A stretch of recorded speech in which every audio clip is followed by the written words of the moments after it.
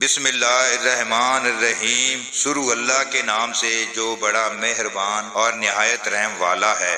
باب نمبر 16، حضرت موسیٰ علیہ السلام کا دریا میں حضرت خضر علیہ السلام کے پاس جانے کا بیان۔ ارشاد باری تعالیٰ ہے، موسیٰ علیہ السلام نے اس سے کہا، کیا اس شرط پر میں تیرا اتباع کر سکتا ہوں کہ تو مجھے اس میں سے سکھائے جو تجھے بھلائی سکھائی گئی ہے۔ حدیث نمبر 74۔ حضرت ابن عباس رضی اللہ عنہ سے روایت ہے کہ ان کا اور حضرت حربن قیس بن حسن الفزاری رضی اللہ عنہ کا حضرت موسیٰ علیہ السلام کے ساتھی کے متعلق اختلاف ہو گیا۔ حضرت ابن عباس رضی اللہ عنہ نے فرمایا، وہ ساتھی حضرت خضر ہیں۔ اسی آسنا میں حضرت ابی بن کعب رضی اللہ عنہ کا ان کے پاس سے گزر ہوا تو حضرت ابن عباس رضی اللہ عنہ نے انہیں بلایا اور کہا کہ میرا اور میرے ساتھی کا حضرت موسیٰ علیہ السلام کے اس ہم نشیں کے متعلق باہمی اختلاف ہو گیا ہے، جس کی ملاقات کے لیے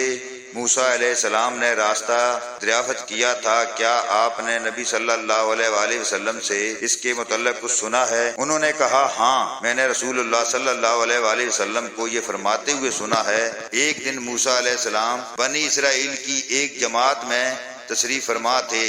اتنے میں ایک آدمی آیا اور آپ سے دریافت کیا کہ آپ کسی شخص کو اپنے سے زیادہ عالم جانتے ہیں؟ حضرت موسیٰ علیہ السلام نے فرمایا، نہیں۔ اس پر اللہ تعالیٰ نے حضرت موسیٰ علیہ السلام پر وحی نازل فرمائی، کیوں نہیں ہمارا بندہ خضر تم سے زیادہ دانا ہے؟ حضرت موسیٰ علیہ السلام نے اللہ تعالیٰ سے عرض کیا، اس سے ملنے کی کیا صورت ہے؟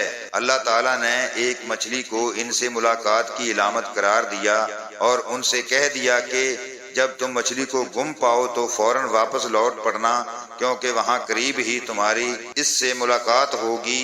اس کے بعد حضرت موسیٰ چلے اور دریا میں مچھلی کی علامت تلاش کرتے رہے۔ پھر ایک مقام پر حضرت موسیٰ علیہ السلام سے ان کے خادم نے کہا، آپ نے دیکھا کہ جب ہم پتھر کے پاس بیٹھے تھے تو میں وہیں مچھلی کو بھول گیا اور شیطان ہی نے مجھے اس کا ذکر بھلا دیا۔ موسیٰ علیہ السلام نے فرمایا، یہی تو وہ چیز تھی جس کے ہم متلاشی تھے۔ چنانچہ وہ دونوں اپنے نقش آئے قدم تلاش کرتے ہوئے ان پر واپس ہوئے تو حضرت خضر علیہ السلام سے ملاقات ہوگی۔ پھر ان دونوں کا وہی قصہ ہے جو اللہ عز و جل نے اپنی کتاب میں بیان فرمایا ہے۔